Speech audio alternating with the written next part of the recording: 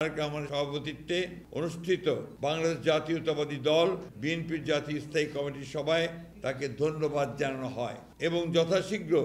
জাতীয় সংসদ নির্বাচন আয়োজন করার জন্য সরকার ও নির্বাচন কমিশনের প্রতি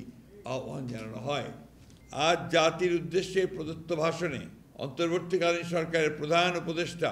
আগামী ফেব্রুয়ারি মাসের প্রথমার্ধে জাতীয় সংসদ নির্বাচনের ঘোষণা পুনর্ব্যক্ত করায় এবং সংসদ নির্বাচনের দিন গণভোট অনুষ্ঠানের ঘোষণা দেয় বিএনপির ভারপ্রাপ্ত চেয়ারম্যান জনাব তারেক রহমানের সভাপতিত্বে অনুষ্ঠিত বাংলাদেশ জাতীয়তাবাদী দল বিএনপি জাতীয় স্থায়ী কমিটির সভায় তাকে ধন্যবাদ জানানো হয়। একই সাথে সভায় গত 17 অক্টোবর 2025 তারিখে ঐকমত্যের ভিত্তিতে স্বাক্ষরিত জুলাই জাতীয় সনদের উপর জনগণের সম্মতি গ্রহণের জন্য